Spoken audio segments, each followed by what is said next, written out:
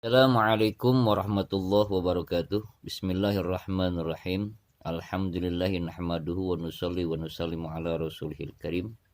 Wa ba'du. Wargi-wargi sadayana kaum muslimin wal muslimat rahimakumullah.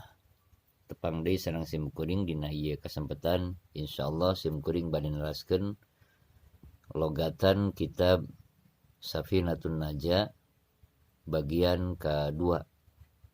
Mangga orang langsung wae kawitan. Bismillahirrahmanirrahim. Paslun ari ieu teh je pasal arkanul islami ari pirang-pirang rukun Islam. Khamsatun eta aya 5. Syahadatu tegasna kahiji nekadkeun kalawan ma'rifat jeung tasdik an kana saestuna kalakuan sareng tingkah.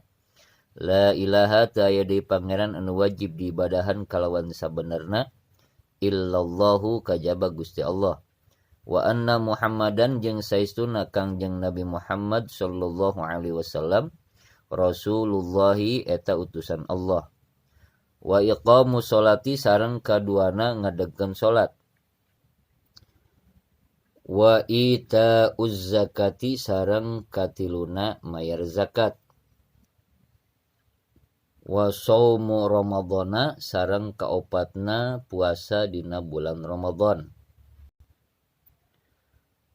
Wa hajjul baiti sareng kalimana ibadah haji ka Baitullah. Man kajalma istata'a anu kaduga ieu si jalma ilaihi ka Baitullah sabilan di jalana. Paslun ari teh je pasal arkanul imani ari pirang-pirang rukun iman sittatun eta aya genep. Antumina tegasna kahiji yen iman anjeun billahi ka Gusti Allah. Wa malaikatihi jeung kaduana iman ka para malaikatna Allah. Wa kutubihi jeung katiluna iman kana pirang-pirang kitabna Allah. Wa rusulihi jeung kaopatna iman ka para utusan Allah. Wa bil yaumil akhiri sareng kalimana iman kana poe akhir. Wa bil qadari jeung kagenepna iman kana papasten. Khairihi tegasna saena itu papasten. Wa syarrihi sareng awonna itu papasten. Minallahi ti Gusti Allah Ta'ala bari mahalhur Allah. Paslun ari ieu teh hiji pasal makna la ilaha illallah ari maknana lafaz la ilaha illallah.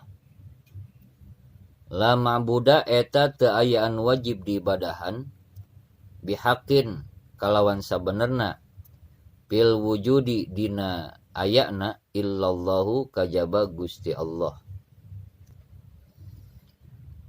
Paslun ari teh hiji pasal alamatul bulughi ari pirang-pirang cirina baleg.